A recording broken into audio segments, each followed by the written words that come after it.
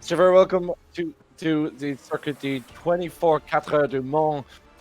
Look, we're here at Le Mans for this tonight's BMW M4 and M8 competition, courtesy of Irish Digital Motorsport Championship. It's an exciting new competition, a bit of a national championship here, and I'm extremely proud to be commentating on it. Sam, look, great to have you with me. Sam Fitzpatrick in the booth with myself. We have 9 rounds in total. Spread across 6 different circuits. We're starting in Le Mans tonight with a 20 or 45-minute endurance race, courtesy of our partners at Mondello Park. And remember, of course, there is an amazing competition for you at the moment for people who are interested in, who are Irish and are interested in getting a piece of action themselves. If you see the M4 and the M8 in action on iRacing and you think to yourself, I fancy a bit of go with that, and you want to get yourself down to County Kildare, well, there's a competition at the moment running on the Digital Motorsports website for a chance to win one of 2 fantastic Mondello Park driving experiences. There's vouchers to be given away, and both of the draws for those will be given at the end of the 9th round on November 29th at the North Cypher. So get yourself on there. I've gone on there already and gotten in for it. But Sam, thanks a million for joining me. Great to be here. Yeah, absolutely, and that price looks so good. I'm not familiar with Mondello Park, to be honest. It looks awesome, and I've seen some clips of drivers actually go around on the driving experiences. It looks like a ton of fun. I mean, I'm from Norfolk, and anyone who knows Norfolk, there's no hills.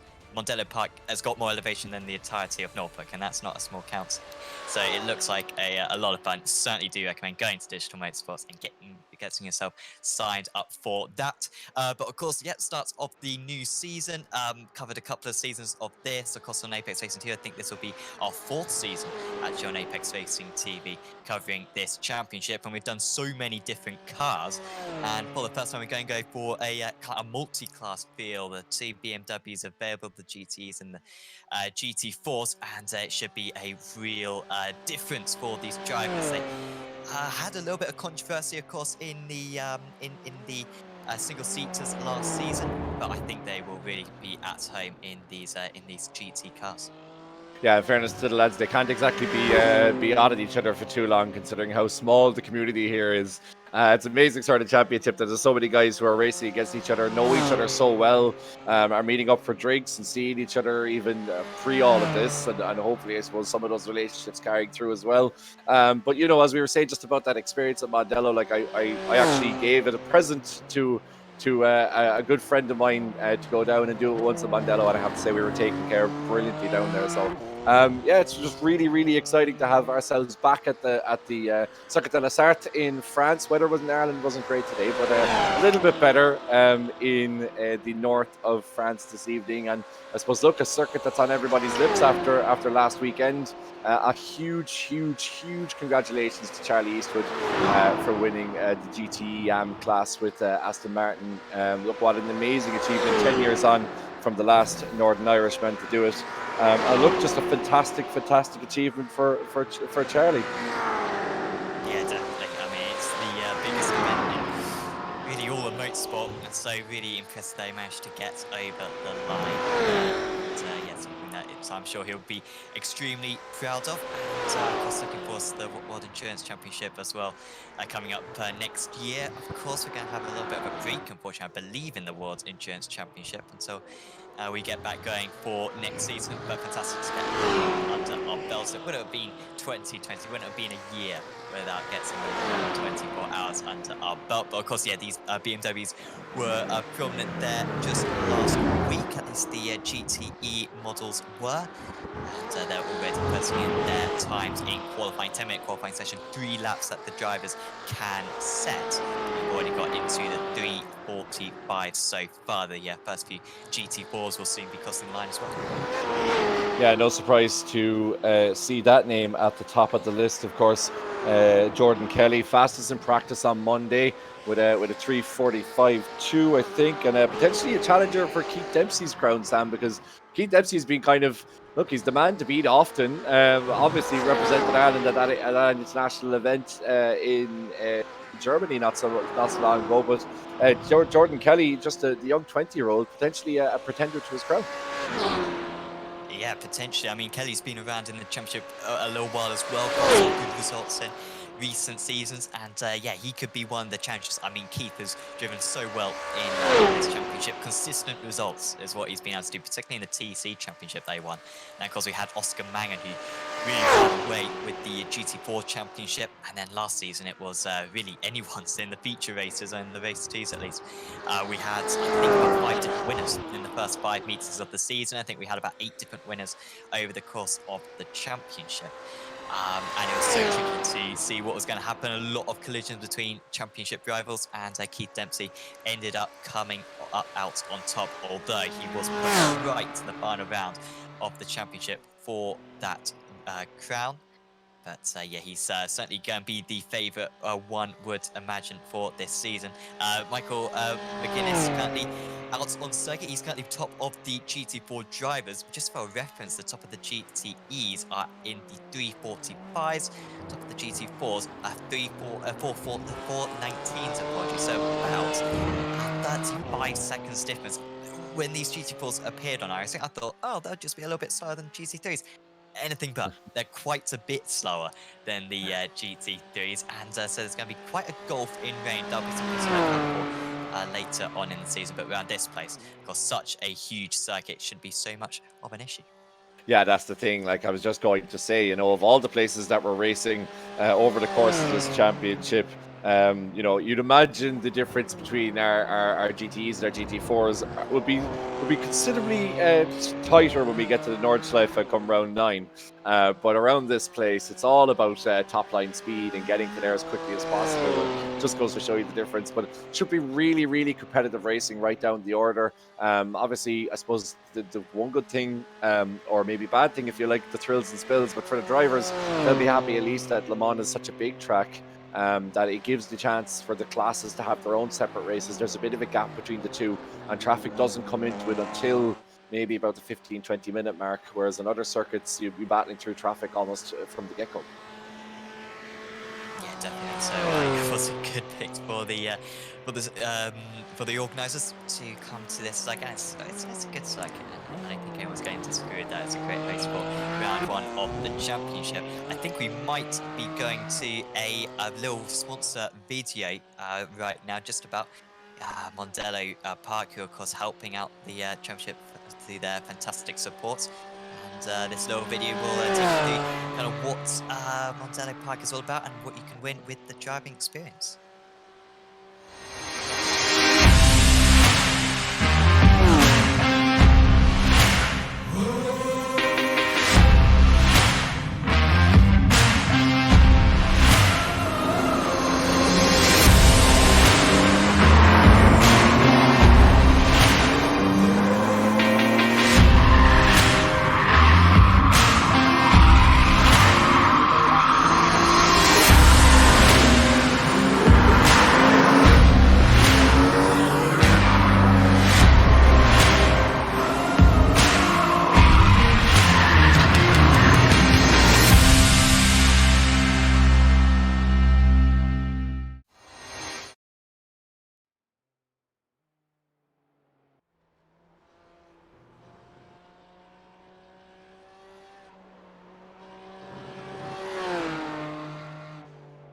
Yeah, what a fantastic facility Mondello is. Ireland's real, shining beacon in terms of, an international racetrack. A fantastic documentary as well. Those Irish who are watching might remember that was hosted by John Kenny not so long ago about the facility. And such, for a country like Ireland to be able to attract some of the names and some of the caliber of classic car that it has been over the years has been a fantastic achievement. Look, if you're into your rallycross, if you're into your drifting, if you're into your single seater, if you're into your GT driving, if you're into your whatever, basically Mondello has it for you. And like I say, I visited there a few I'd say about a year ago. The weather was absolutely stunning. It was like what we're seeing at Le Mans today, and just a fantastic experience. Really top class facilities there, and if even recently with what Digital Motorsports have done in terms of that has just been absolutely fantastic as we finish up qualifying. Yeah, but iRacing, if you're listening, get Mondello Park on iRacing, please, not kill, And Mondello Park, come on, have some representation of the areas around England, because it's very England focused. But no, there's some fantastic circuits and in Wales and Scotland and the island of Ireland. So yeah, it would be fantastic to see that one. The drivers are just gridding up actually. So the starting order for this first race of the season is going to be Jordan Kelly on pole position, Josh Malin alongside him. There's Oisin Walsh, Keith Dempsey, Robert Moore, Nicky Meredith, Arias Yamantis, Arturus Kundalis, Adrian Campfield. Great to see him in the championship. We're seeing him about plenty of others. So to James Holman, who rounds out the top 10 there. It's Peter McCann, Brian McManus, Jason Cooper, David Yamamoto, Rory O'Shea, Thomas Sibus, Noel Murray, Thomas Sirius, Sergey Graben, Robert Barable, Wayne Douglas, Ronan Hedeman, Tony Stack, Richard Faulkner, and Tom Ingram. Watch out for Ingram. He is good at overtaking, from what we're seeing. Always very fair drive as well. Also, Evan Walsh, Ian Malone, Michael Devney, Patrick McKenna, David Collier, and Ewan Murray all didn't set proper lap times during that session. And then in the GT4 class, we've got Michael McGuinness at the front of that one in the Triple Eight. Kevin Shine in second place. Jean Montero in third. That's Rob O'Neill, Alex Denning, Harry McGovern, Shane Connolly, Mark Birney, Lawrence de Soswa, Evan Griffin, Michael Cullen, Nathan Healy, Johnny McMullen, David McGuire, and then Christopher McCann, Damien McMullen, Brendan Stone, Albert Reed, Max Hart, and David Freeman. Lots of those drivers, kind of interestingly, but not totally surprisingly, Kevin, really struggled to get a lap time in. When you have Le Mans around here, it's so easy to pick up a 1x, so easy to pick up a slowdown. It seems like that's what a lot of these drivers have done, and it's put a lot of drivers in the back of each class well out of position. Absolutely, and it just goes to show you, even despite the fact that iRacing obviously gives you that sort of exit onto the Porsche curves to kind of cut a bit of that lap time out. Le Mans is such a long lap, especially in the M4. So for a lot of those pro-am guys, it'll be very interesting to see where the overtaking is done early doors. I was also, I think I saw David Maguire's name down there in amongst all those GT4s as well. So it should be interesting to see how he's going to make his way back through the pack. Surprised to see Tom Ingram so far down as well. Such an experienced competitor in the BTCC. But it just goes to show you what the level of competition is here, with so many distinguished pro drivers among the ranks here in the pro race. Yeah, it's an exceptional field. The series continues to grow. Big shouts out to all the Digital Motorsports organisers, because they've just managed to make this series even more competitive and even more professional than it was before.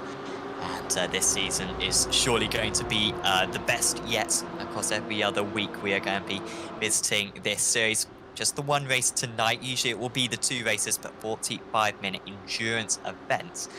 And we've got a couple of the VRA drivers just at the front of the order. Josh Malin, is he going to be able to maintain that lead over in these opening stages of the car? Number 20. This can be a very tricky start here at Le Mans through the opening couple of chicanes. Pace car also comes in very late, so really Malin's got to leave it for a while before he decides to launch. And his teammates, Jordan Kelly, will be going right with it. Here we go, Kelly from the pole. And we are away racing for 45 minutes in the Digital Motorsports Championship. And it is relatively similar for the front guys. Fantastic job for the top two. Oisin Walsh maintaining in third place. In fact, Keith Dempsey just being able to promote himself up a position. So he managed to get the launch through the first couple of chicanes. And just in the background, Oisin Walsh managing to defend Robert Moore. That's for fourth position.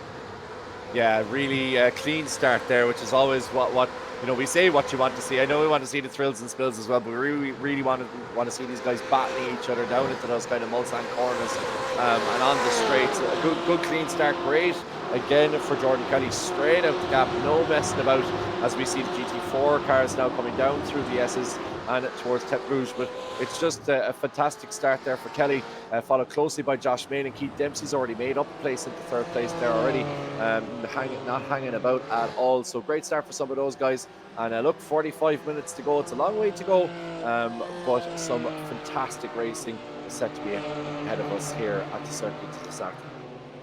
Yeah, Harry McGovern trying to gain a position right now. See if he can make this position up down the first of these Mulsanne straights. Of course, the toe effect going to be so important. Not massively effective in the GT4 cars, but almost a couple of kilometers of straight line racing. As we also watch Oisin Walsh currently going at battle. Oisin Walsh flying on here. We're back on board with Jordan Kelly, of course, here going through the second chicane here, it looks like. And look, it's as we say, he was so quick on Monday, posting that 3:45, backed it up again in qualifying. So for him, it's just a case of staying clean. He knows he's faster than a lot of the guys behind him for sheer pace once that toe doesn't come into effect. So if he get a little bit later on the brakes, a little bit earlier through the corners, he can start establishing a lead there ahead of Josh Malin. But that's easier said than done, given Malin's pedigree, finishing third behind Alex Albon in the F3 NHS charity race. Qualifying the top split 600 entrants in the racing league, driving the TCR car. So he's only 20 years old, is Josh Malin, so a massive future ahead of him. Good to see these young guys leading some of the old fogies around Le Mans this evening. Yeah, it's one of the best things we saw in the in a couple of days over lockdown when we had the real life drivers go up against one another, and we often saw like the karting drivers take on some very established GT drivers. And if you got the talent, you kind of be quick on sim racing. That is certainly what they showed over that time, and we're also seeing it right here as well. Malin, almost you feel with the possibility of overtaking, but quite happy to stay behind as we've got a big wreck down at Indianapolis, involving a couple of, or at least two of the turn 3 drivers, and now trying to rejoin back on circuit. That is an absolute mess after a really clean first few corners. Indianapolis is where it's all come to a crunch. Yeah, we're seeing there the incidents between cars 45 and 47 being investigated. That's between Thomas Sayers and Rory O'Shea.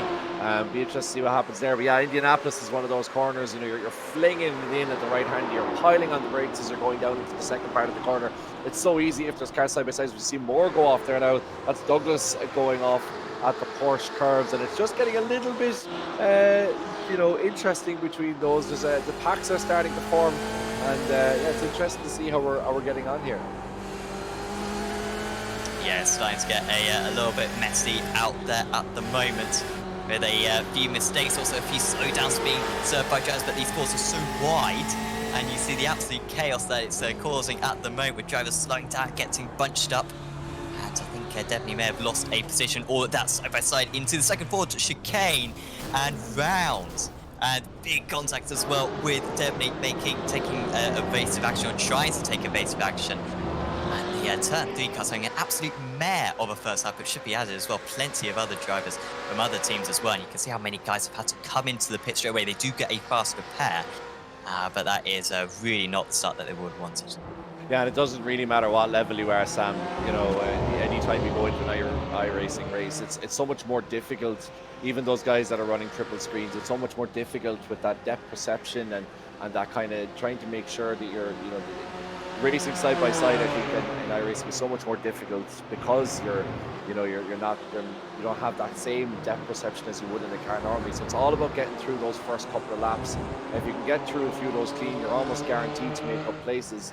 And look, at racecraft comes into it. You'd expect among the pro guys, there's so many experienced heads there that perhaps some of those could have been avoided. Looking at one of those going to the Porsche curves, I saw a tip and somebody reversing out of Indianapolis as well. But look, the GT4 guys are ironically, the Pro-Am guys are ironically keeping it relatively clean, with Alex Denning in 27 for following at the moment, Harry McGovern coming up behind him. But yeah, it's just, there's always those periods in the race, especially through the Porsche curves, that they're just a breeding ground for accidents in the way the cars are throwing themselves right and left, the G-forces that are involved. And it's so difficult to keep yourself out of trouble, especially when you're arriving on the scene of an accident.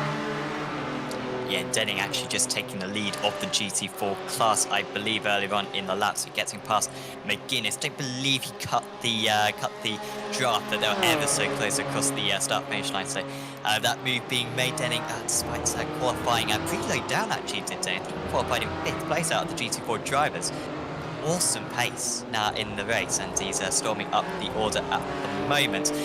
Meanwhile, the rest of the GT4s just have not separated whatsoever. This one's De Soswa and Griffin, Montero, Birney, Healy, and McCann as well, just at the rear of all of this.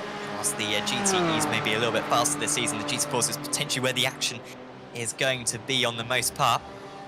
And certainly looks very competitive at the moment for these drivers. Plenty of kind of options you can make with the GT4s. I was about to say maybe they'll be easier to set up, but I think as anyone on iRacing has seen, you still need to really fine-tune these machines in order to get to the top. Unfortunately, of course, the big setup in this series does help them out quite a bit. That means that everyone can get onto a similar playing field. The circuit may not fit everyone. Thomas Stack just having a little bit of an issue further down, and so Robert Moore having to defend that 6th place, also just moving up into 5th place past Arturas Cordelis at the moment.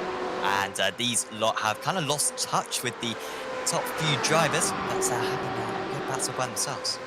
Yeah, that's the thing, I suppose. Once you get sucked into that battle, it's so difficult to try and keep up with what's ahead of you, especially you know, if you're leading that, if you're in Moore's position, you know, you're saying even if he keeps that lead, he's going out through the Fort Chicane.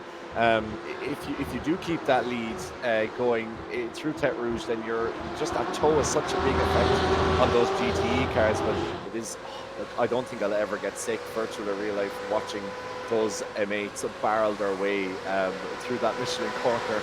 It's just such a nice sight as they come down now into the Dunlop chicane. But look, it's a really good battle there developing between these guys. And you know, Sam, it's obviously it's a long championship, so you might be off the pace, or you might be a few seconds off the top four at the moment. But that 5th it could be so valuable. You got to take as many points as you can, and consistency is really key to pick up as many points as you can in this situation. Yeah, and we've seen that in previous digital motorsports championships. You know, if you can have a bad day and still pick up a top 10 result, that is certainly going to help you out later on. That was very wide for Yamamoto. I wonder if that's going to be a slowdown for, and James Holman will move past. Don't think Yamamoto's going to have to slowdown. The slowdowns, what's been common around this circuit, are relatively fair on the most part. They don't penalise you a whole lot. Certainly it costs you more at some places than others. That's the Mulsanne corner. If you cut that, where you go through the invisible or the bollards, which the phantom bollards, probably the best way of it. If you go through them, then that's a huge slowdown. But actually, on Tete Rouge and also cutting the Mulsanne chicanes, not that bad for these drivers. So if you do see a driver just slowing down on the side of the circuit, that's probably why they have picked up a slowdown. Yamamoto then coming back strong against Holman. To go the long way round the outside. You'll have his nose ahead by the time they get onto the bricks into the 2nd Mulsanne chicane. Can he make it? Not at the moment. Also gets a little bit of an opposite lock as well. I'll have to wait until Mulsanne corner in order to go for a move. It's so tricky in this situation. Do you go for the move and potentially lose each other a load of time? Do you go for it in the attempt of an overtake? Yeah, look, I suppose, look, any, and all these pros will tell you, if you can get it done going down the straight, if you can line a guy up and get it done in those straight bits, then you're doing a lot better than trying to get him into a corner. I mean, up to 85% of the lap round here at the circuit that I start is on the straight. So if you can get that, if you can get the right exit out of the corner and catch a guy, use that little bit of a toe, that's a lot safer for everybody really involved. I suppose, look, with the long straights we have here, it does present those opportunities, but it is interesting to see there's not a huge, Dave Yamamoto not getting a huge amount of a toe from Holman in front of him. So I think maybe the toe effect isn't as much as I was expecting in today's race.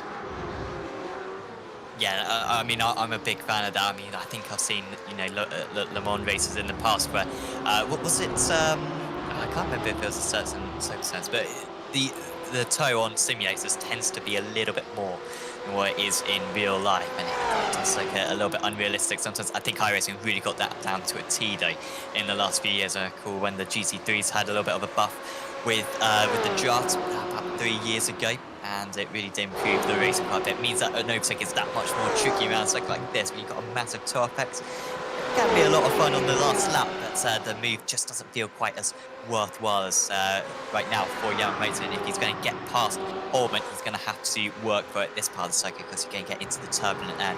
So you just wash out the front slightly. Yeah, Let's just say that would be the order that they've crossed the line on this time round. The flying postman, they call him. I suppose we're all waiting to see when he's going to lick the damn suspended, isn't it? Because as we see Rob Moore moving in, there's just car off wide there. That's one of the GT4 cars, yeah, just got caught in the crossfire there. It's interesting to see how they're already being lapped. Cars 44, 15, 5, and 34 are being investigated. Just have a look to see. 15 is Brian McManus, who is currently 8th. So that would be interesting to see when he's being caught up in that 34, as well as Robert Barrable, who's made a rake of places since he started out. So yeah, a few of the top guys getting involved in something there, coming out of the four chicanes onto the main straight. Just a nice couple of battles. Oh, that's Campfield gone wide there to the barrier, and following him was Kundelis behind him. So easy to do when you're going around a circuit like this, especially when you're doing the 24 hours and you're just almost leaving the guy in front of you do the driving. He goes wide, and by the time you've realised it, you're into the barrier himself. Be interested to see if there is any aero damage on those. You've seen that happen in last weekend as well. That if you hit that bump at the wrong side there, going through the bottom of the S's, and you just get spat out into the side of the barrier, and there's such a small distance there that once you start drifting, it's impossible to try and bring your car back wide. Jason Cooper now putting pressure on Kundelis. Cooper was one of the guys who was pretty quick in practice, 3:45.7 on Monday, P3 in practice, finds himself in 9th place at the moment. He'll be hoping to make up a few positions. Yeah, Jason Cooper, a driver who's raced a lot in the BSR MX5 series and also the ARLTC Championship as well. So really good in race cars is Jason, and has plenty of experience on it over the years. And so racing wheel to wheel should be no problem for him whatsoever. But yeah, does want to make up some places soon. He is already up 5 places from his start. By the way, I'm just looking at the lap times for the drivers out there. The GTEs, at least, we've got Kelly and Malin in the 45s, mid 45s. Everyone else is in the 47s, and then you quickly go down to the 48s. So the pace of the top two is exceptional at the moment from the number 20 and the number 90 from those guys. So they are really the class of the field at the moment. It's going to be tricky to knock them off their perch. Here comes Meredith, though. This is for P3 at the moment on Keith Dempsey, who is just being left in the dust, which is so rare to see for Keith, but maybe a little bit less experience in the GTE cars, and he's just trying to keep a place on the roster. Yeah, that's probably it. It's just like it's all adapting, isn't it? And I suppose these guys they're all brilliant at adapting to different cars, but Keith himself has a long history of racing in the Formula Ford and Formula Renaults, a long time sim racer as well. But yeah, maybe as you say, I think the M8s are a bit of a unique beast. I love BMWs personally, but you know that you have to be really sure on the brakes. You know, it's they lock up so easily, and there's a touch between two cars. Cyrus involved in that. He's coming back across the track. That's in a battle with number 31. That is who were on my timing sheets here now. I'm trying to see if 31 is. There seems to be a big battle there going on through Indianapolis and through Arnage. Very interesting to see. There's just so many little packs all through the circuit. It's going to make for really exciting last 25 minutes. Yeah, that was just Faulkner being able to get past Cyrus, who I was adamant was going to be wiping out those couple of drivers. I think there may have been a spin just ahead of them as well. I swear I heard some tyres screeching. Ooh, Faulkner off the road by himself. Is he going to hit the wall? No, but is he going to hit another car? Not quite. Wow. So unfortunate for Richard Faulkner, because he managed to keep it reasonably straight as he now has the pack behind him, and he just hopefully does a safe re-entry. But it's just that he clipped the inside curb there going through Michelin Corner, actually sent him spinning. Otherwise, he probably would have gotten away with it and been able to get back in amongst that pack. Now finds himself a long way back. That's an unusual mistake for Richard, and he'll be kicking himself now after that one. Yes, one of those mistakes which, yeah, he will just put down to maybe a lack of concentration, or I know, I imagine he was concentrating when he was battling right there, as we have a Haderman currently battling out there with Cybus just ahead of him, 13th and 14th. Haderman up 8 places. Evan Walsh as well, he was well out of position in qualifying due to him not setting a qualifying time, I believe, or certainly not a very quick one at that. With the 10-minute session that we have up into 15th, he's up 11 places. His pace, Evan Walsh, is a little bit slower than I thought. He's 52 on that last lap, maybe having to pass some traffic. In the GT4 standings, by the way, we've still got Denning leading the way, but McGuinness is really close behind him. This is the top 2 in the GT4 class. And after seeming like he had the better pace in the early stages, Denning, McGuinness has been able to respond and actually closed in on this lap. The gap is down to 0.6 of a second. You can see it for it yourself right there. And then they've got another 6-second gap back to Kevin Shine, who's very much by himself. Actually, quite spread out now in the GT4 class. So it's also got Healy and McCann, who are battling a little bit, and Reed and Bernie as well in 37th and 38th overall. Yeah, that GT4 class mini separation, but for the race win, it is anyone's game right now between these two. Yeah, Denning's flying confidence as well. The 21-year-old who's currently racing in the Fiesta ST Championship for Murray Motorsport, and took a double on the opening round 2 months ago in Mondello. So seems to be showing just as much pace around Le Mans as he does around Mondello. But look, we pushed all the way by Michael McGuinness. Such a superb competitor, McGuinness. He was fastest of the GT4s on Monday. The Leitrim native. So nice little Leitrim Dublin battle going on here. Not often you get to see those two counties duke it out at the top. There's a drive-through penalty there for car number 34. That is Robert Barrable. He's currently in 22nd place and missing most of his front of the car. Not as aesthetic, and will lose definitely top line speed. That's not great for Rob, and now has a drive-through penalty, which, of all the tracks, I suppose Le Mans isn't the worst. It's certainly not as bad as getting a drive-through at Spa, but still it's a difficult one nonetheless. Yeah, be glad that it's not going to be night later on, otherwise he'd have no headlights later on in the race. I'm not actually 100% sure on this one, Kevin, but are we expecting the drivers to have to make a mandatory pit stop? But certainly on fuel, they'll be fine to get to the end. Well, you know, if we were talking about lap times, if the likes of Kelly and Malin are doing 3:45s, then, you know, which is the times that they were doing in practice and qualifying, then I struggle to see where the fuel saving is happening. Maybe it'll be happening over the course of the race. Now, you can make 45 minutes reasonably comfortably if you're driving reasonably conservatively.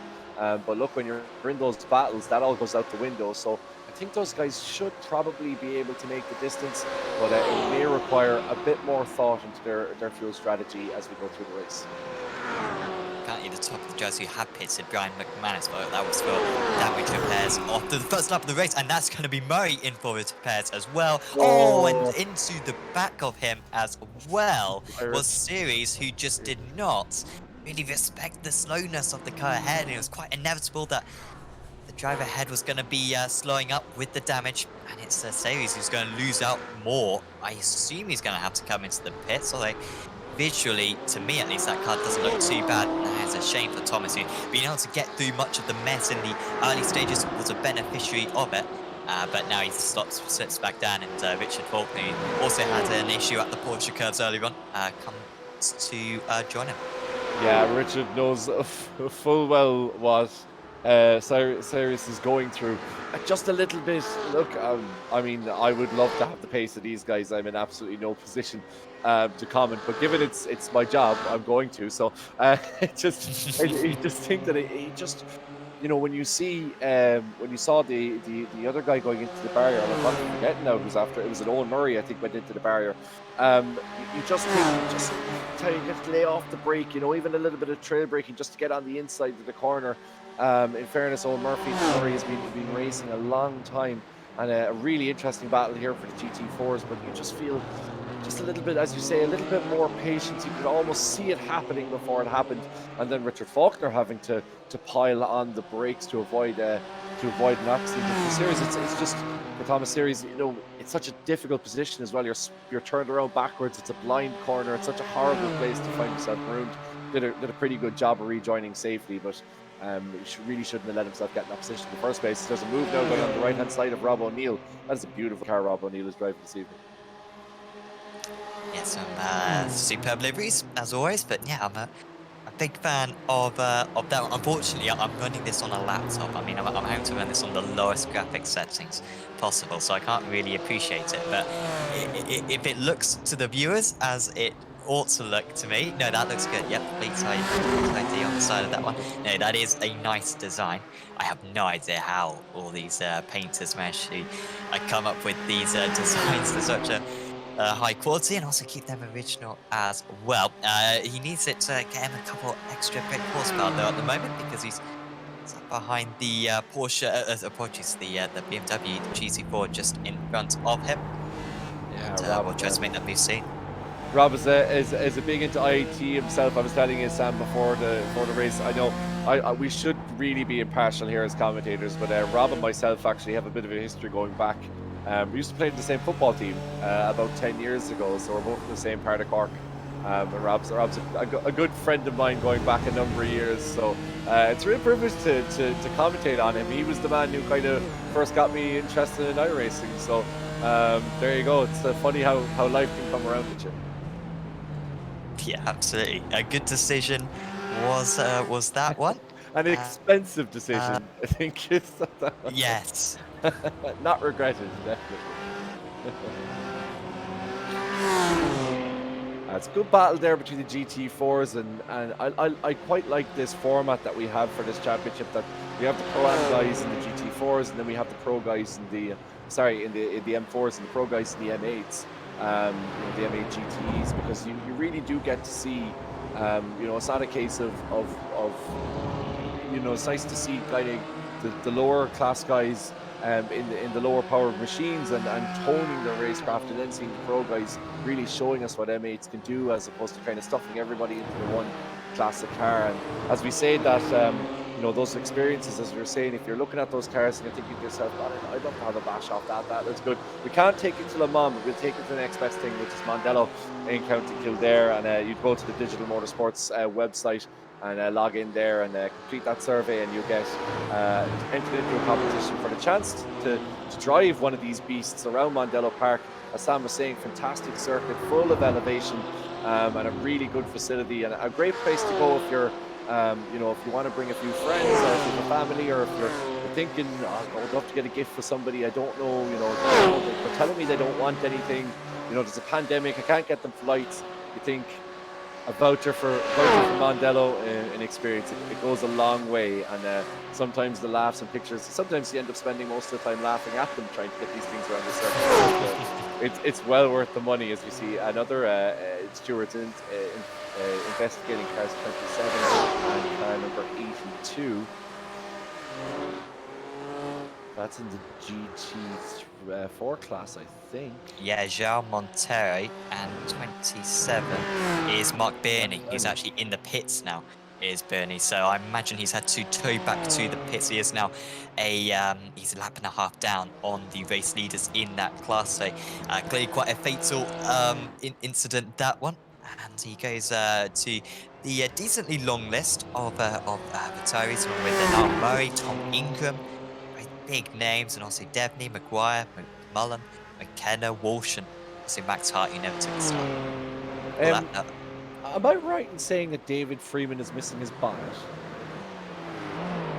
I believe you might be right.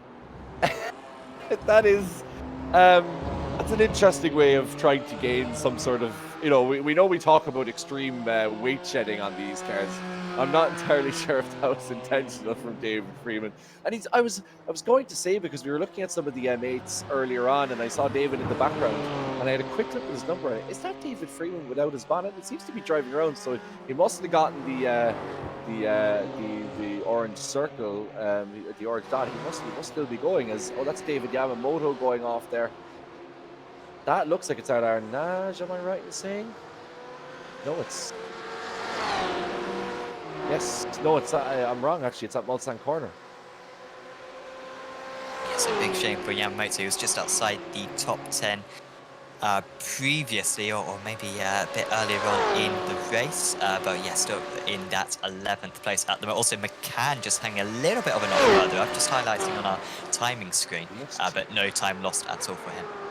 Well, you can see it's gone. The gap was there down to about 11 seconds. It's now, I can't quite see. I'm trying to see the timing screen here. Down to 6 seconds, am I right in saying, between those two? So it just goes to show you, keeping it clean. And you know, there's always opportunities. There are always going to be opportunities if you can keep your concentration. And you know, Sam, I know you're from across the water, and cricket is a firm favorite over there. They always talk about line and length in cricket. And I always think when it comes to racing, it's the exact same thing. It's just about getting that focus and that consistency, and getting into that kind of zone where you feel comfortable, and you're almost relying on muscle memory. I mean, I have no idea what you're talking about when you're talking cricket terms, so that completely blows over my head. But no, you do need that concentration. You do just get into the rhythm of things. This circuit kind of more than ever, you can't forget that you're even racing with it. Concentration, not necessarily the absolute most important thing, because you've got long straights and it's difficult to keep your intensity up. But certainly not making mistakes and making sure that you control these cars, which will be running very low wing around this circuit. Of course, it's tricky to control them through the various corners that we have around this track as we approach the final 15 minutes or so of the race. Sorry, Sam. Yeah, the final 15 minutes going into it, just to highlight an incident there that was the car number 111 and car 808. Rob O'Neill, I must have put the commentator's curse on him. He's involved in that along with Lawrence Soa. So yeah, we're still waiting. We kept plenty busy, our race stewards, tonight in this one. Plenty of incidents between these. And as we were saying yesterday, as Arturas Condelis goes down the inside and Moore, he's going to take that position. Can he hold on to it? Moore has the inside going into the first chicane here. Looks like Condelis is going to hold on to it. Those, you know, they say to use another sporting analogy, you know, if you turn up with a pair of like luminous boots or gold boots in training, you know, the Irish phrase is like, that's some pair of wheels. I could say Arthur Contelis literally has those pair of wheels. Just 4 wheels are on his car. You can definitely see it. But if we were doing a night race, there'd be no problem seeing his tires anyway. Yeah, absolutely. You won't be able to sneak up on any of the drivers to go for an overtake, certainly. I mean, for Jordan Kelly at the moment, nearer up to the front, 5 seconds clear at the moment of Josh Maynard, so it's looking really good for him, and at the front of the GT4s as well, denting about 1.5 seconds clear of McGuinness. So those lead battles seemingly a little bit simple now. They could both easily switch in the remaining minutes. Yeah, I mean, Kelly is doing his best Lewis Hamilton impression, isn't he? He goes out in practice, smashes it, goes out in qualifying, smashes it, now has a 5.7 second advantage at the top of the race. Kelly, look, he's such a bright talent, and as you say, he has been racing a long time, obviously, both in real life and in the virtual stuff. He finished second in the Motorsport.ie Start Tomorrow Championship.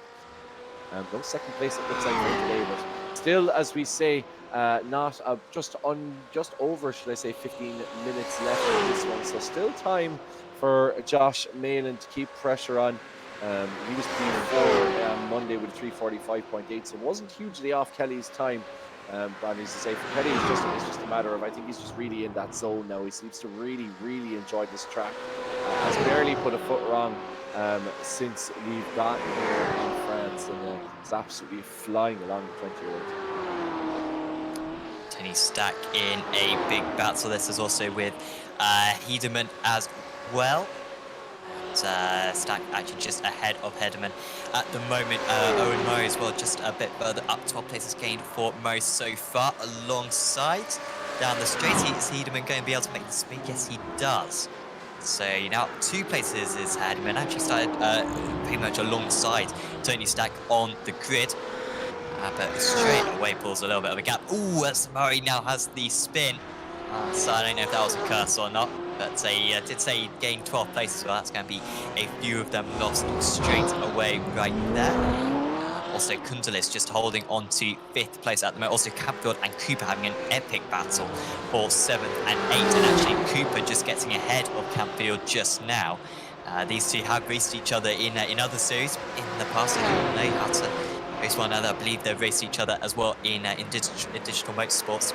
And Cooper up into 7th place now, past the 49 machine. And Sergei Grabin as well, just watching him in 15th. He's being chased down by Arias Yamantis at the moment. Yamantis with an awful lap on that last lap, coming into the pits. And he's having to recover all these places again, but he's wasting no time about it. No, not at all. And you saw that battle. I'd say Alex Denning was looking rather nervously in his right rear. He's the leader of the GT4 class. And you know, when you see those M8s bearing down on your inside, and that's such a fast corner, that opening corner going into the Dunlop chicane, it's so difficult to try and position your car anywhere else than the perfect racing line. So good tight racing between all of those drivers involved. Pity for Owen Murray. We saw him strike the wall earlier on going through the Michelin curve, and I wonder did that have an effect there. These M8s, if you get any touch at all, they can be very susceptible, especially with this low downforce, to being unsettled quite easily. So any sort of touch, it's really about keeping it clean. And a really interesting battle here developing between Arias Yomantis and Grabin in front. Another battle. There's just so many battles going on all over the circuit. It's impossible to keep an eye on just one. Yeah, they sort of spread out a little bit between the 10 and 20 minute mark, but now as we get close to the end of the race, all the issues for other drivers that have to make their way back through. But I think this one is two relatively even drivers, Evan Walsh versus Thomas Sivers, and actually Walsh coming back again after that annoying qualifying. What could have been for Walsh? It would have been fascinating to see him battle with the likes of Meredith and Kundelis and more Cooper, Campfield. But instead he's just been too far back on the grid. Still some decent points being recovered, and from that position, just to finish the race, can be very good. We saw the mess on the opening lap for many of the drivers out there. Campfield, he is battling with Cooper again. Cooper did manage to get past, but he hasn't been able to pull away, hasn't been able to break the draft. And on that last lap, Coleman was nearly a second faster than the pair of them. So it's catching them very quick, just getting a waft of the toe as well. The live timing, just the gap coming down to about 7/10 of a second. So this will be a three-way fight. But Kundal is still holding off more, but I'm sure that will go down to the final lap as well. Yeah, I'd absolutely love to ask Evan Walsh about the explanation of what's on his back bumper as Thomas Sabis now tries a move into Indianapolis. Go down the inside, they're side by side. Looks like Walsh is going to hold on to that though. Sabis just had to slightly back out, but he goes wide, Walsh. Will that open the door for Saibas? Now it's really interesting battle here developing between these two. Oh, and Walsh loses the back end, and he's off at Arnage, and he's given the place away. There's nothing worse than battling for that long and then giving the place away, just locked up. And we were just talking about it earlier on, Sam. The M8s and their propensity to lock up under braking, you have to be so sure. And for Evan Walsh, just unfortunately carried that little bit too much speed, and I have done that 1,001 times in that car. You're a little bit over eager on the brake, the rear end snaps, and then you've one or two choices. Either the engine swaps with the tail, or you just try and keep her straight and ride it out into the gravel. And I think for Evan Walsh, that was the better option. Safe rejoin back on the tail of Rory O'Shea, but he was so disappointed with that. Yeah, we've seen a few drivers make mistakes so far today, haven't we? And I can only assume it's just the fact that they are running probably very little wing. I'm not sure if they use the same setup throughout the season or whether they just change it for each circuit, but those rear wings certainly do look pretty skinny. You can't have so much pace down the straights, and it does leave you very problematic through the corners. Getting a big hold up net here. Alex Denning just holding up the other drivers slightly, because he's race leader in the GT4 class.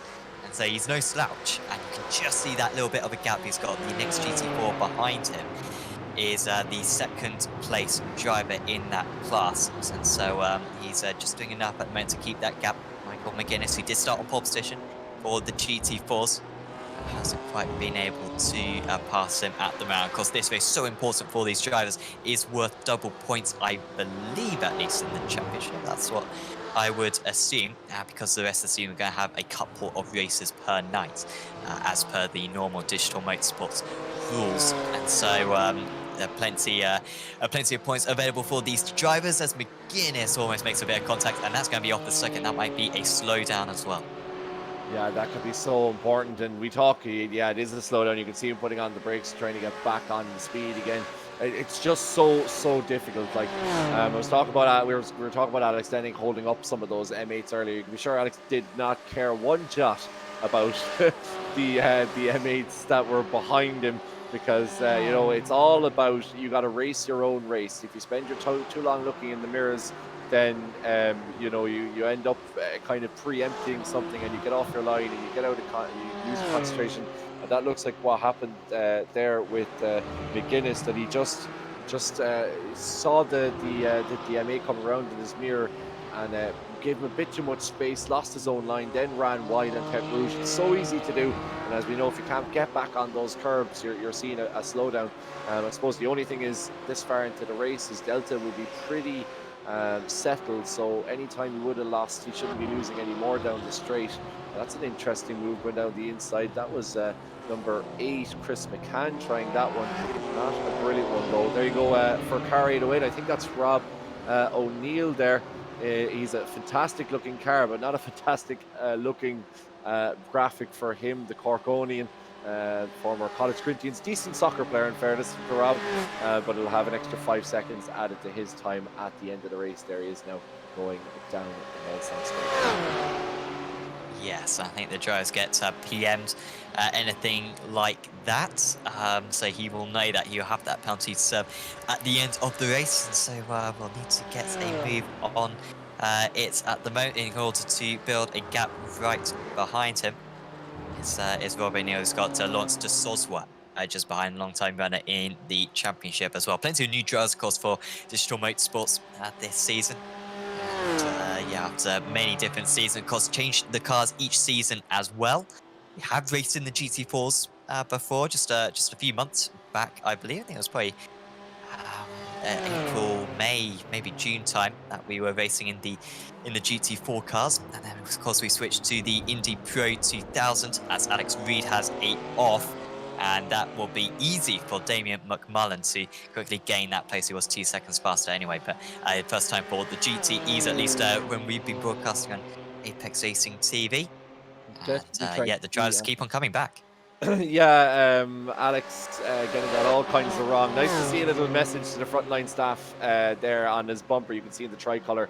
Difficult to see with the black text, but it does say thank you, our frontline heroes, all of them in the HSE, of course, and in the Gardaí Síochána, and all these people that come out and look after us every day.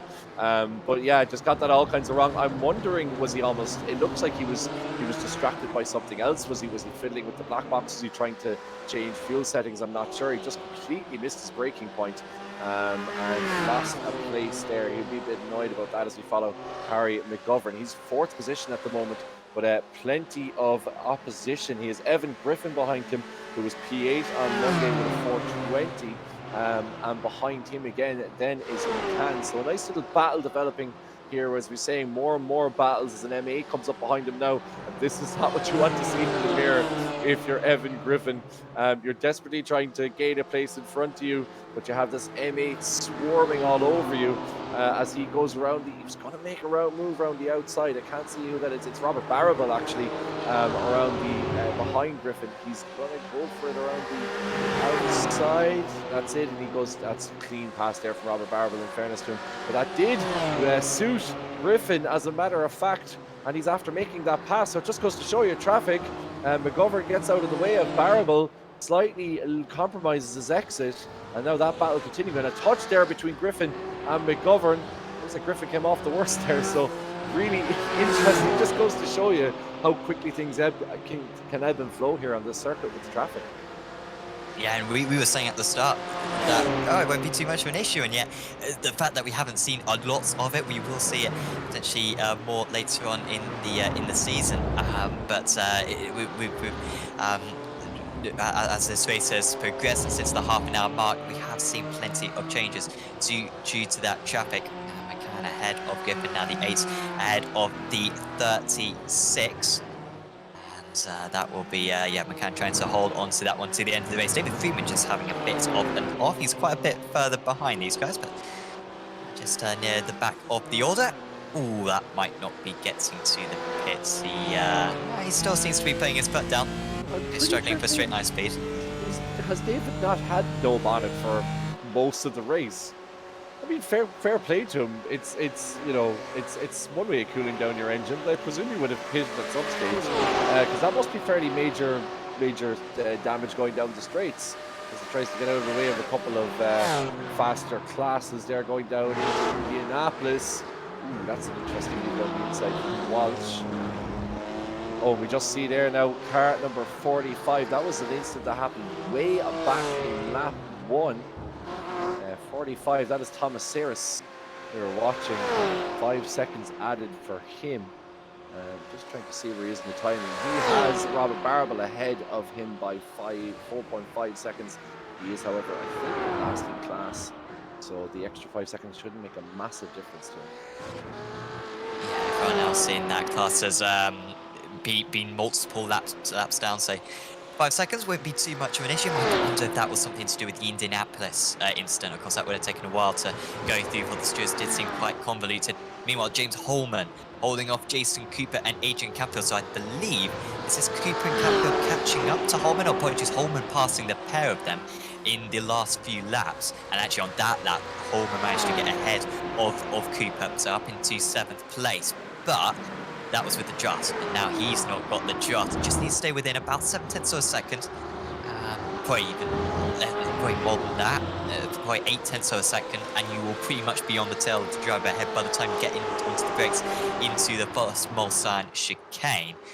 And Cooper and Campfield, 2 experienced drivers, they'll know not to battle one another, and they'll know that they need to instead focus their attention on the 104 just ahead of them.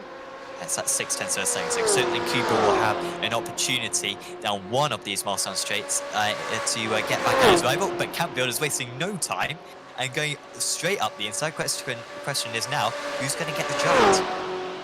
Absolutely, and Campfield was the only one, the 31-year-old from Godalming in Surrey. He was the only one that dipped into the 346s among that trio. If you saw those last laps that flashed up about 20 seconds ago. So he is the quickest of the 3 at the moment. Obviously, the toe probably has an effect on that. But with just under 2 minutes to go, will he do enough? It is desperation stations here. You saw him try that move, and that's like kink. Down the first Mulsanne straight. Now he's going down the second one, and we'll be heading into the final lap soon. So will it be a case of Campfield making a desperate lunge here? It's now or nothing, but as you must remember, of course, the live stewards here will be here on hand, as we've seen them already dishing out the pain to some of the drivers who haven't respected the rules. And you know, you've got to think about the overall classification. Of course, double points for this race. We are always positive, given the fact that it's a single endurance 45-minute and not a sprint race. But nonetheless, you know, you lose out points in here to somebody else. There, you know, the disappointment is doubled as well. So it's about a question of risk management, particularly on the opening round of this 9-round championship. Yeah, certainly, going to be the case as 27.82. No further action. Not quite sure. I think that was in the GT4 class that incident occurred. Holman versus Cooper then. Are we going to see a move on the brakes, or are we going to have to wait till the last lap? So it's going to be the last, the turn 3 car just about staying ahead of Holman. So Cooper's got to be careful. Yeah, a little bit wide there, Cooper. Oh, was there a touch there, or was it himself? I'm not sure. I mean, that just seemed like it was a misjudgment from Cooper going down the inside, just locking up the rear brakes. And, just hearing on the radio, Josh Malin apologising profusely. I'm not sure what that's in relation to. He said I might have hit somebody from behind. I'm not sure whether it's a GT4 car he's after touching, but he's apologising profusely on the radio I'm overhearing. Certainly not Jason Kelly anyway. And that is the checker flag then for the top two. So I thought we were going to have an extra lap, thought we had enough time. But instead, it's Jordan Kelly takes the first race win of the season. Josh Malin in second place. And so a great effort for those two. Cooper does lose out big time from that late mistake. Who is going to be top out of Cybus. And O'Shea just in front of him. Cybus might have an opportunity here. We don't see many moves into the final couple of chicanes around Le Mans. But we might see an exception to that rule here. Down the inside he goes. He's left the door wide open as the green and blue car, as there's contact between the two of them. O'Shea has to cut the grass, and Cybus round as well, and benefiting from it all. Rory O'Shea on hand to wave them on by, and he will be delighted with that one to be able to finish ahead. Apologies, I think that was Yamamoto. He managed to get ahead of the pair of them. Where is our GT4 lead? In fact, they've still got a while to go, so we should be able to concentrate on the GTs. Yamantis finishing in 15th and Grappen in 16th. Yeah, it's so difficult to see contact at the end. You really don't like to see as we're following Alex Denning now. He's coming through Indianapolis, just a few more corners to go. And really, if you can get through Indianapolis hard on the brakes there and roll yourself through Arnage, you can almost see the finish line in sight. Very difficult for Cybus there. I'll be interested to see where the stewards look at that. And I'm also interested to see where the stewards go back and look at the Cooper Canfield McCann incident, because I wasn't sure whether Cooper had gotten the touch there that spun him around or whether it was himself that locked up. There is an interesting battles, as we say, developing down the GT4 class. That's Chris McCann in fourth. He has McGovern behind him, and Griffin, who we saw lose out earlier in amongst all that traffic. That's been developing as over the course of the last lap, and indeed this lap, ebbing and flowing as they go down now into Arnage. We see, McGovern, that's a touch in the back. That's a full 100% Punterino there, it looks like. Yeah, that was pretty obvious. Yeah, and McGovern flashed the lights as well. I was going to laughing about how McGovern, you can see he's getting impatient of flashing the lights and then clean him straight out. Nothing on the radio. McGovern carries on.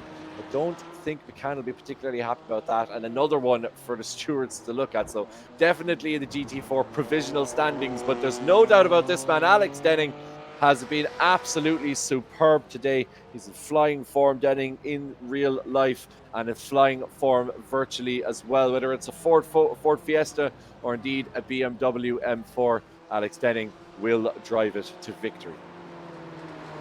Yeah, that was such a good race from him. Wasn't a great qualifying session for him, as McGovern going wide and Griffin might be able to get up into fourth place. This would be a miracle. Remember, we think McGovern will have a post-race penalty after the race, but Griffin's going to get it done regardless on circuit as McCann tries to close back up that gap. The 36 with a late move, and he will take home that fourth place. A fantastic final lap there for Evan Griffin to make up a couple of positions. And we've just got a couple of more drivers to come through. Just Sosworth, a solid result for him in 7th. O'Neill in 8th. Reed and McMahon should be across the line as well. 56 and number 8 are under investigation. Yeah, I think that is the incident we were talking about, the McCann incident. And I think we've McGovern, yep. Yeah, we know who the aggressor is, and we know who the who the potential injured party is. Rob O'Neill had a 5-second penalty, but Albert Reid is still yet to finish, so that won't be an issue for him. And also, I'm trying to see who else picked up a penalty over the course of the race. But Sam, a brilliant opening round. Look, thrills and spills as we expected among the two classes. We'll give you a quick reminder of how you yourselves can get yourselves into these fine machines if you're living in Ireland and fancy a trip down to the fantastic track that is Mondello Park. But Sam, brilliant racing amongst these competitors. Not necessarily 100% always as clean as we would have liked, but certainly made for a fantastic spectacle. Yeah, and it just sets in store a brilliant championship to come up. So we'll quickly just go through your race results, and then we will go through some interviews as well with the judges. We'll maybe just do the top 10 drivers in the results. Jordan Kelly winning out, Josh Malin finishing in that second position in the end. Keith Dempsey in third, Nicky Meredith in fourth, Arturus Kundelis in fifth. That's Robert Moore, James Holman, Adrian Campfield, Jason Cooper, and Peter McCann. In the GT4 standings, in the Pro-Am standings, Alex Denning winning out ahead of Michael McGuinness, Kevin Shine, Evan Griffin, Harry McGovern, Christopher McCann, Lawrence de Soswa, Robbie Neal, Albert Reed, and Damien McMullen. So congratulations to those guys in the top positions in their respective classes, and we should be able to have a chat with our race winners. Kevin, would you like to have a chat with Jordan Kelly, or would you like to have a chat with someone else later on? Well, I am more than happy to have Jordan on the line if he's happy to join us. Jordan, look, welcome to Apex Racing TV. Welcome to this broadcast of the Irish Digital Motorsport Championship. I was just saying it was a pretty good Lewis Hamilton impression this weekend, wasn't it? You were first in practice on Monday, then storm qualifying. Was there ever a sense? Do you ever find it kind of difficult, or was Le Mans just a track that really suited you down to a T? Well, I'm more a single seater kind of guy because that's what I race in real life and stuff. But once I jumped into the car, it took a while to get used to it. But once I got used to it, it just gelled and the times just started coming down. And eventually, you got to a point where you could just do consistent laps, and it's mainly what you want. But once I seen Josh coming on, he's right on my tail, so I knew I had to knuckle down then.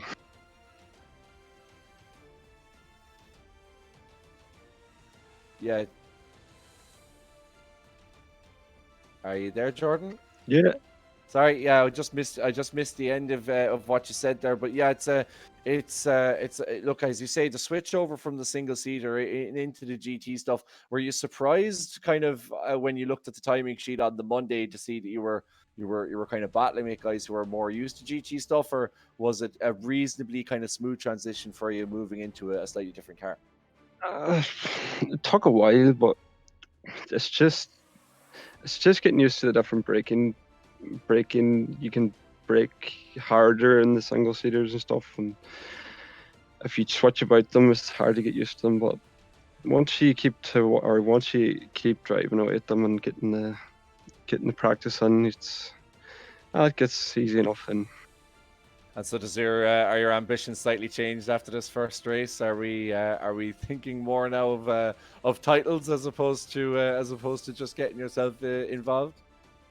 I'd mainly just want to get a top 3 in the championship, really. But I'll be away from work or away working a lot down the country and stuff. So you might miss a few rounds. So that's kind of my problem. But it was good to get the championship off to a good start, anyways. I think we'll need to get yourself a gaming laptop. Jordan, thanks a million for joining us. Congratulations on the win, as we say. So consistent. My jealousy of you is amazing. But I think we have Josh Malin standing by as well to talk to Sam. Should be a very interesting interview, given Josh was full of apologies come the end of the race. So it'll be interesting to see what that was all about. Yeah, thanks, guys.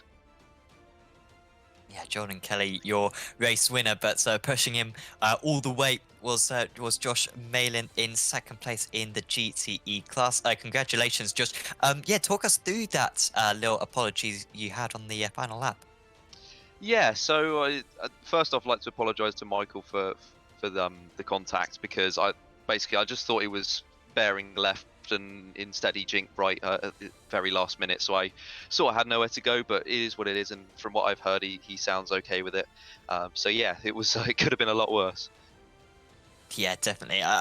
Jordan was very quick today. At what point did he start to get away from you? Because in the first few laps, it looked really tight. You were in the tow, but was there a moment where he managed to kind of break that draft, or was it just a gradual thing? Well, I know I got a slowdown within the first few laps coming out just under the Dunlop Bridge, and then I think I got caught up. It's behind a load of GT4s going through one of the chicanes, so that kind of screwed me over for the next straight, and he managed to build a gap and just went from there. Basically, I did get quite unlucky with the with all the traffic and the yielding, but hey, that was just drive error at the end of the day. But yeah, well done to Jordan. That was a superb drive. correct me if I'm wrong, but I believe this is your first season in digital motorsports. How did you get involved in the championship? So yeah, I've done one event with Digital Motorsports before. That was the Escort Challenge, which was amazing fun. That was over on Assetto Corsa. But I actually got talking to Rob from Digital Motorsports Autosports earlier this year, and it's just sort of spiraled from there. I've got their sticker on my Ginetta GT5 car, and yeah, it's pleasure to be here. Absolutely. Well, before you say goodbye, Josh, is there anyone you'd like to give shout out to? I know, just shout out to my to Digital Motorsports for hosting a fantastic championship already. I mean, like the driver briefings, driving standards are fantastic, and it's something that I'm sort of quite pleased to be a part of, purely because it's such a well-run championship. Awesome. Well, thanks for having a chat with us, Josh, and best of luck for 2 weeks' time. No worries. Cheers. Thank you. So next up, we should be able to have a chat with our GT4 race winner, and that is Alex Denning, and he is standing by with Kevin. Alex, congratulations. Look, that GT4 is never easy because you're contending with those M8s behind you. I think you've just slightly left. I think Alex has left us. He's gone to pop the bud leap. I'm sure he'll be back in a second. Sam, but look, before Alex comes back in, what a fantastic performance from him. Yeah, it really was. It was just managed to open up that gap. He was pushed so hard by Michael in those early stages. I thought Michael may have had more pace. To be honest, of course, started on pole position, but it was some driving from Alex to be able to pull it away. As I think he's come back now. Let's try this again. Alex, no, he's gone again. The wonders of doing interviews. You know, it's funny, Sam, because look, as we wait for Alex to come back in, people might know that I work with a radio station here in Ireland, and the kind of readjusting to kind of socially distant interviews. It just goes to show you that you know, these things never are easy. I think we're actually going to get Michael McGuinness in ahead of Alex in the chat. Michael, thanks a million for joining us here on Apex Racing TV. You look like there was a really interesting battle developing between yourself and Alex. And then through Tete Rouge, you seemed to go wide. Was it just the M8 that was in your mirror forced you wide? And then you had that slowdown, and it seemed that was kind of the opportunity gone. Yeah, the M8 got me inside, and just with the tire degradation, it washed me wide, and there's not much it could do. I thought I had the strategy there to work, but just Alex managed his tires better. You had that incident as well, of course, at the end with Josh Malin, an unfortunate one. Thankfully, didn't affect your position in the end. He was full of apologies anyway, so I presume there's no hard feelings between you two. Absolutely not. No, I didn't realise we had an incident. I thought maybe he had just got down the inside of me, and I didn't feel a touch. Michael, it's unusual to see Dublin and Leitrim battling each other, in fairness, but you did the county proud. Is there anybody else you want to give a shout out to before we finish up? Yeah, just vehicle screens and my son and stepson, now and Gaten. Thanks very much for watching. Brilliant, Michael. A great race, extremely consistent throughout, and look, a great result to go forward into the rest of the season. I think now we have Alex standing by with Sam, our GT4 race winner. Yes, let's try this one again. Alex Denning, are you with us? Oh, no. Hello? Well, oh, no. Yes. Alex, you there? Yeah, I'm there, yeah. Awesome. Okay. Well done on your race win tonight. Take us through quali, because you qualified down in 5th position, I Fifth, yeah. believe. I mean, what changed between qualifying and the race? Yeah, so in practice I had really good pace, so I just didn't really string a lap together.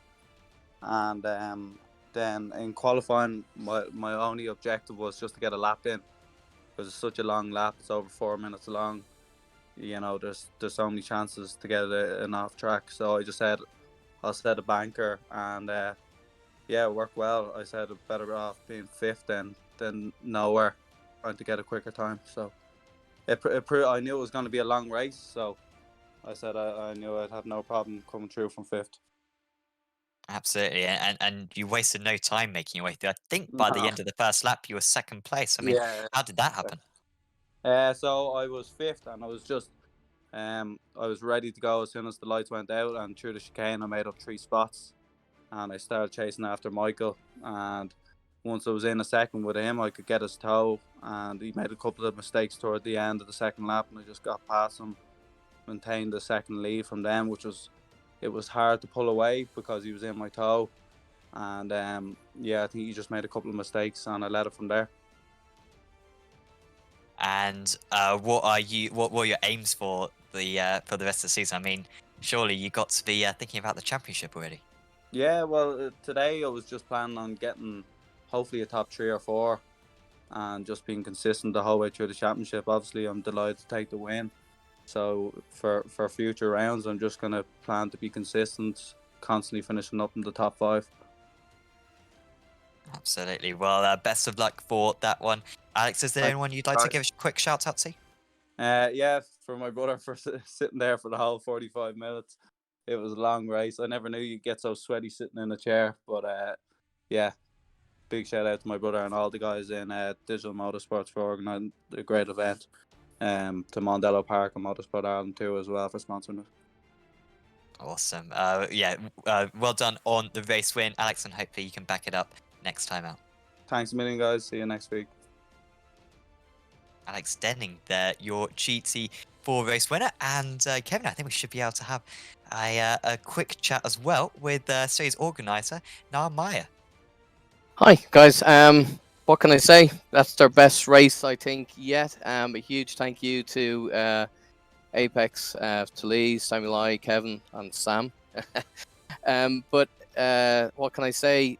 A huge thanks to all the drivers who turn up and make this series so entertaining for us, week in, week out. This has been a huge effort on behalf of Digital Motorsports to bring this level of racing and to launch the Irish Digital Motorsports Championship. So it's a privilege, as always, to see this quality of racing and to see this sport just keep growing and growing in terms of professionalism. And that's the thing, Niall. I mean, look, I was doing a bit of a cheat sheet, going for today's race, just looking at some of the drivers, and I know the word strength is always used in everything, but really, when you look at the list of the drivers that are in this, even just the pro category, it's incredible to think that I suppose this whole pandemic has really kind of blurred those lines between real and virtual driving, and for you guys at Digital Motorsports, with your ability to be able to give people top quality equipment and to be able to install those rigs for them, it's fantastic to see them out on track and battling in the same way that they would in real life. Yeah, for sure. For once, you won't mind me saying this, but it is great to see, Keith Dempsey being challenged for a championship, and hopefully that he continues to get that quality of racing that we've seen. For us, we're incredibly proud that this is our first race championship that will have a digital license associated. So for someone who hasn't maybe taken a step into the real world racing, and they may not necessarily want to either, they may be happy out racing in the virtual world, but it's certainly a step forward. And you're right, that the level of commitment, time, practice, and effort, like the guys, reminds you of the old, the really old days of Fangio, where it was, one driver turns up and they did everything. They spanned the car at the end, they ran it themselves. And it's very similar in the sim racing world. The drivers are building their own sims. They're kind of putting the skins together for their own cars. They're preparing themselves, getting the practice together. So it's a fantastic level playing field, and it's great to see such talent out there. It's great to see the likes of Michael McGuinness join us. Kevin Shine had a great race. James Holman's almost gone fast. It was a pity to see Cooper, with the instance that he had. But it's cool that myself, Rob, and Sean can sit back now and kind of take over that race stewarding role and have an active role in the racing as well, which brings that extra layer of reality to it, really. Yeah, and I suppose, look, there's two more things I want to ask you about, and it's interesting that you mentioned the stewarding, because I do want to ask you about that. Mm, But I suppose, look, the race winner today was Jordan Kelly. He's 20. We had Alex Denning as well involved, mm. who's 21.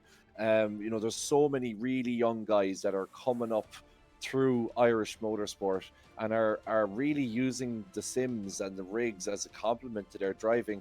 It just goes to show you how much real racers are now embracing it, and how a championship like this can really prove a very useful tool for a lot of those drivers before they head back into the real world, when hopefully we get back real racing regularly sooner rather than later.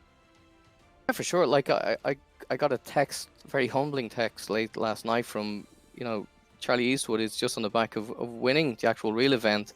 Who took the time out to actually message me and say, really sorry, due to commitments I can't make the race. And it just shows how this community is built up on that. And a huge shout out to the VRA team as well. They've been there from the start with us, and we don't give them an inch over anyone else, believe me, but they're always so supportive for us. And Jordan's a member of that team as well, and it was really a pleasure actually just to watch Jordan out in the Formula V's at the Leinster Trophy. I was up in the tower watching it, and to kind of think, it's cool to see that these guys are racing at Mondello Park, who are the title sponsors of this championship, and then to think they come online and they race and they just race as hard.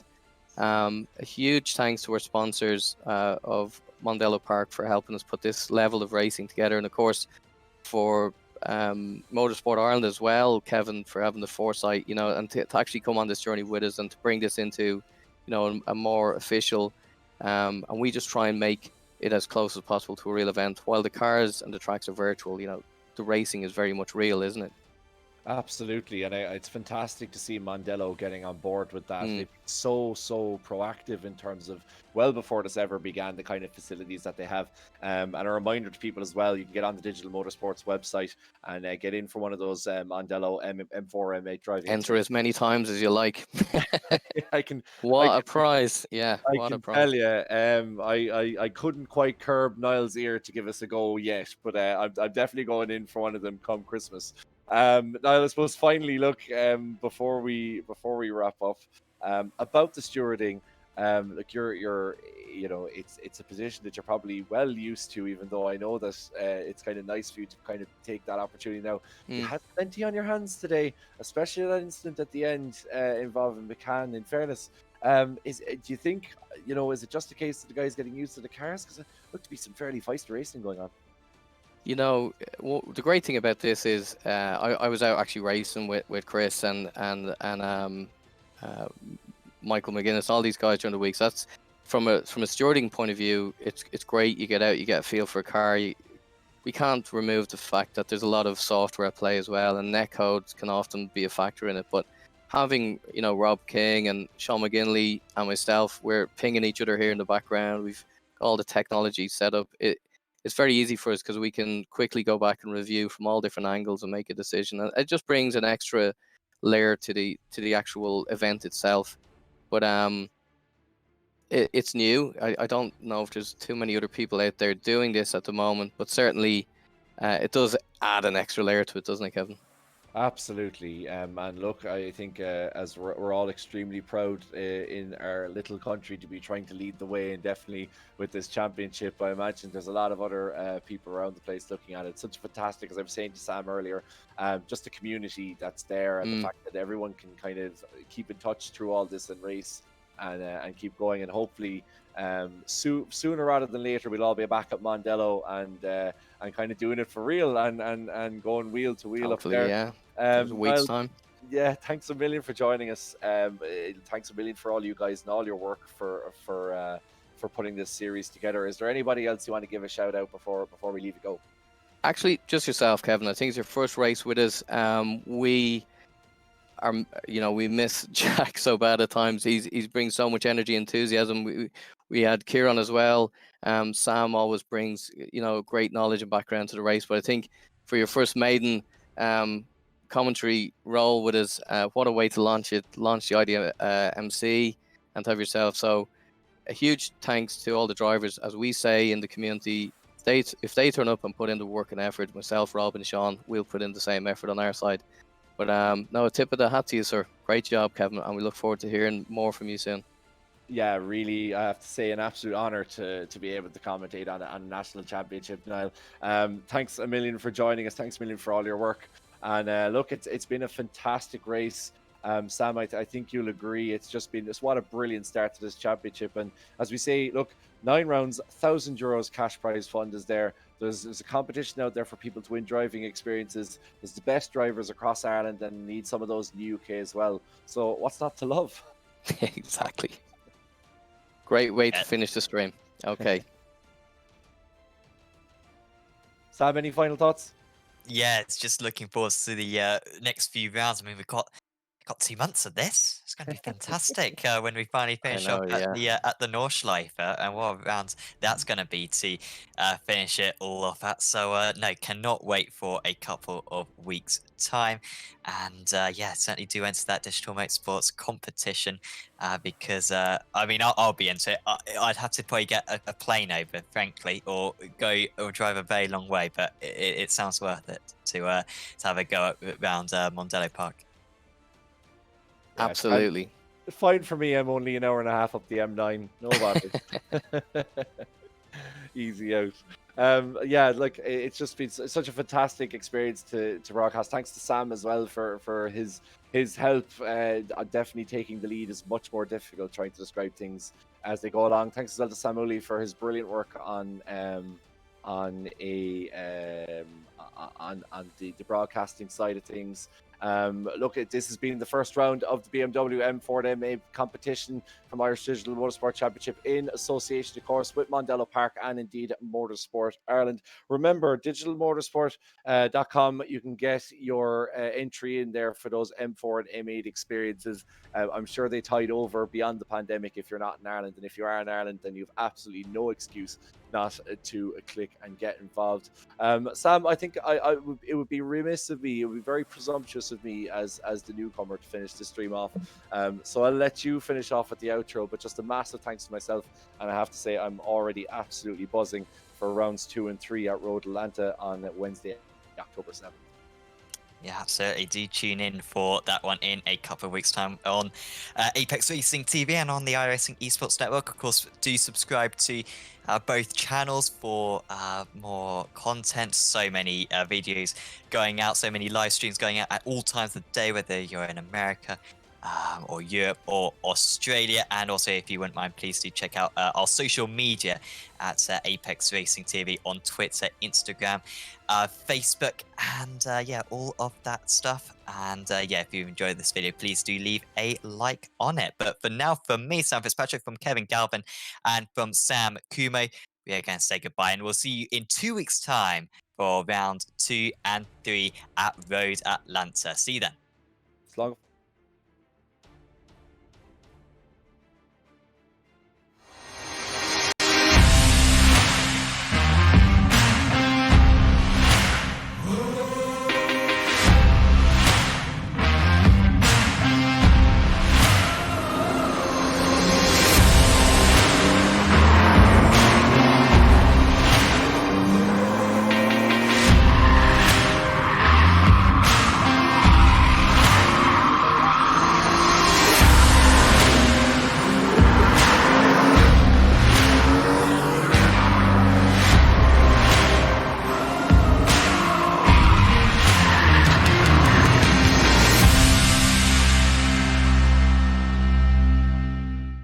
Are you itching to get racing? Whether it's circuit racing, drifting, rallying, or even karting, here at digitalmotorsports.com we run some of the best online leagues in the world. To get involved, visit our website at digitalmotorsports.com and enroll for our next event.